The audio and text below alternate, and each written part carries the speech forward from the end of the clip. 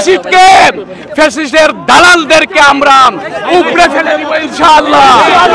সম্মানিত উপস্থিতি, আজকে জাতীয় মসজিদকে যারা রক্তে রঞ্জিত যারা করেছে তাদের কারো কোনো রেহাই নাই।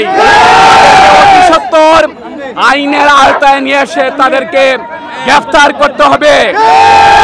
এটা হলো সাবেক ইমাম সাহেব রুহুল আমিন সাহেব, তিনি তার বাড়াটিয়ে সন্ত্রাসীদেরকে নিয়ে এসেছেন জোর করে টোটাল জাতির বিরুদ্ধে গিয়ে তিনি এই জায়গায় আজকে নামাজ পড়ানোর জন্য চেষ্টা করেছেন।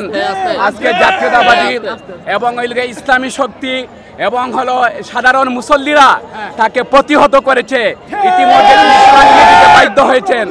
সম্মানিত মিডিয়ার কর্মী ভাইয়েরা, আপনারা জানেন বাংলাদেশের প্রথম ধারার সবগুলা নিউজ ইতিমধ্যে নিউজ করেছে, তিনি ইতিমধ্যে পালিয়ে গেছেন। কিন্তু আজকে তিনি হইল গিয়া আওয়ামী লীগের দূষর হয়ে আওয়ামী লীগের সাথে সমন্বয় করে তিনি এখানে এসে জোর করে নামাজ পড়ানোর তিনি চেষ্টা করেছিলেন। মুসল্লিরা তাকে হইলে প্রতিহত করেছে, তিনি আবারও পালিয়ে গেছেন। ইনশাআল্লাহ আর তিনি বাইতুল মুকাররম তো দূরের কথা, তিনি আর এদিকে আসতে পারবেন না ইনশাআল্লাহ।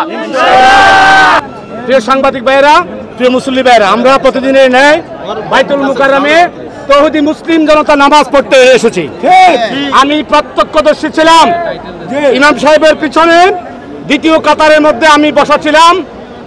বাইতুল মুকাররম থেকে গত 5 আগস্ট যখন ছাত্র জনতার এই দীর্ঘ আন্দোলনের রক্তের বিনিময়ে খুনি হাসিনা এবং তার দোসররা বাংলাদেশ থেকে পালিয়েছে, তারপরে এই বাইতুল মুকাররমে ইসলামী ফাউন্ডেশন থেকে 7 জুমায় 7 জনকে নামাজ পড়ানোর দায়িত্ব দেওয়া হয়েছে। বন্ধুরা, আমরা সাধারণ মুসল্লি হিসাবে আমার ভাই কথা বলেছে, আমি কথা বলছি, প্রকৃত তথ্য আপনাদের কাছে তুলে ধরতে চাই। এই মিডিয়ার মাধ্যমে জাতিকে, প্রশাসনকে বিশ্বের কাতারে আপনারা তুলে ধরবেন যে বাংলাদেশের এই একমাত্র পবিত্র স্থান জাতীয় মসজিদ বাইতুল মুকাররমকে আজকে কেন অপবিত্র করা হয়েছে। বন্ধুরা আমার,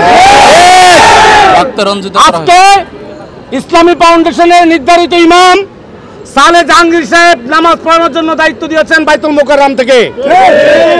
আমার পাশে হাজারো মুসল্লি রয়েছেন, সমস্ত মুসল্লিরা আজানের পরে বসেছে সারিবদ্ধভাবে।